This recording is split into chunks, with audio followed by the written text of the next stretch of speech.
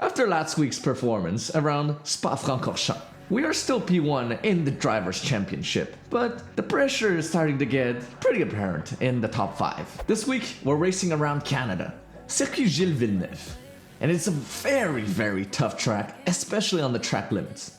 And there's one thing that I fear the most around any track, it is the Wall of Champion and the chicane that leads right into it.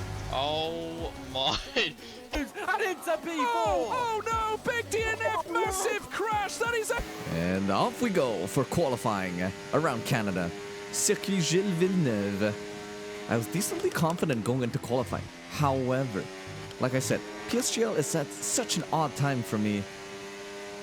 I'm never fully warmed up whenever I go into a session. So it usually takes me a couple of laps in the quali and in the race to get fully fired up. And that was at 8.9, while my personal best is somewhere around 0.3. So there's about 0.6 to find within this lap. Try to see if you can find them yourself. Already close to a 10th up, super easy to invalidate through turn 4. But I managed to get it right, 1.5 up now. Into the fast speed chicane, try to clip the inside for added rotation, but do not invalidate. And we're up to 2.5. Not bad. And through the fast speed chicane, so many chicanes, so many unforgiving ones, where you have to flirt with the track limits in order to be fast. Coming up to the hairpin now, it's close to 0.3 of improvement. Gonna break in a straight line, starting from the 100-meter board. Go a little deep, but that's gonna be okay because we get back on the power very fast. Gonna drain the battery, leash some down the straight, leave it in hot lap mode. And now, here comes the bane of my existence. The final chicane, the Wall of Champions. I clip the inside curve and it hits my finger that makes me downshift on corner exit. And that must have cost me at least a 10th. Also, I probably could have been a little closer to the limit through the chicane. Luckily, I managed to make another lap fit into the session time. However, that dream is soon to be shattered in just a second. Through turn 8 and 9, I tried to go a little too early on the power and I wash wide. I hit the wall and I lose over a 10th and a half. And that was very unfortunate. Yeah. I'm 2/10 down in the red. Somehow I'm still gaining. And I'm gonna have to attempt a Hail Mary through the chicane, invalidate. But I had to try something. At least something. And that lap would have been good enough for P3. P5 it is then. It's not as strong as a qualifying performance as I usually would, but it's still a P5. We're gonna take it. This is also a friendly reminder to join my Discord server if it's not done already. You can find all of the info of my upcoming streams, videos, etc. all in one place. Check it out in the description. Into the race now. It is going to be a hard medium strategy for us because the mediums are just so soft here and they get beat up after 5 laps. And most of the grid seem to agree with that statement. Into the first turn, and the second one, we'll leave a little space on the inside. The McLaren has a little look, but we get more traction on the outside. And moving into turn 3 and 4, there's going to be a fat incident. And I don't need another invitation moving up to P3 for free. However, this does mean that P1 does have a sizable gap to me and the Williams car ahead. So we're going to have to work together in order to catch up to him.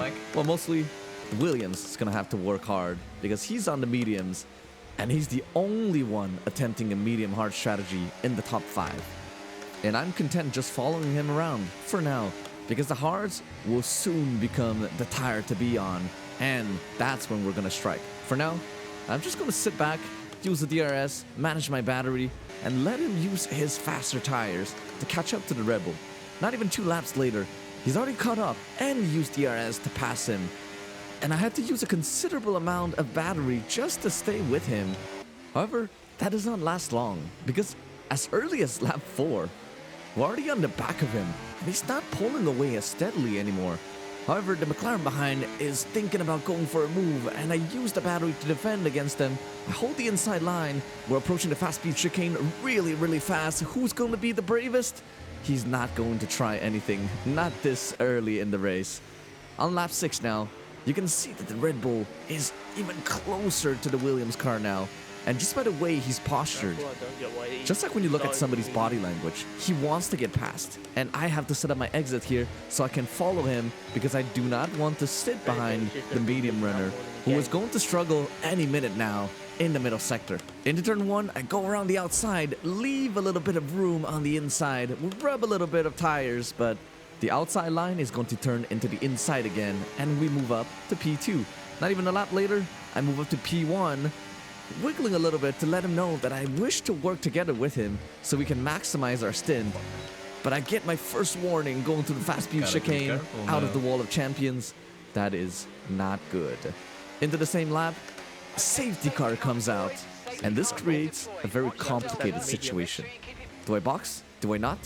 The Red Bull behind decides to dive into the pits, but to do 27 laps on a set of mediums is begging for trouble. So I opt to stay out and go long, and we can box later for fresh mediums when the time is right. I'll be leading going into the first racing lap post safety car, and I'm gonna go directly out of the fast speed chicane and I'll get a massive slide. Same thing for Alfie behind, who's also on the cold hards. It's not easy to manage your tire temps in this year's game, let me tell you that for sure. But I hold on to that thought because the Red Bull who has boxed under safety car is already back up to P4, and he's moving up very, very fast. And on the same lap, he's pressuring the Haas driver who hits me going into the fast speed chicane. And this opens the door for the Red Bull driver. And I'm running low on battery because I've been leading this entire time. That was not a very smart move from the Haas driver because now the Red Bull could risk pulling away from us. And that is not going to be good for our race. I have a massive moment on lap 13. And that was all the cue I needed. Starting from now, I'm going to use 56 brake bias, a click higher, going into the same braking zone from now on. Skipping on to lap 19 now, there was a whole lot of nothing that really happened. This is the lap, however, that the pit window opens for people again. If the hard runners or the medium runners decide to pit again for fresh mediums, they can. Not me, however, because I'm going to try to go just a little longer to have fresher tires. But I get a second warning out of the chicane. And that is my second warning of the race. Not good. Not ideal. On the same lap, I dive into the pits. And in just a second, you will see how strong DRS is on this game. Because coming out, I'm going to be about half a second behind the pack that I was racing with just a few laps ago. Try to not cross the pit exit line, and I'm gonna try to work together with the McLaren here to move up the field.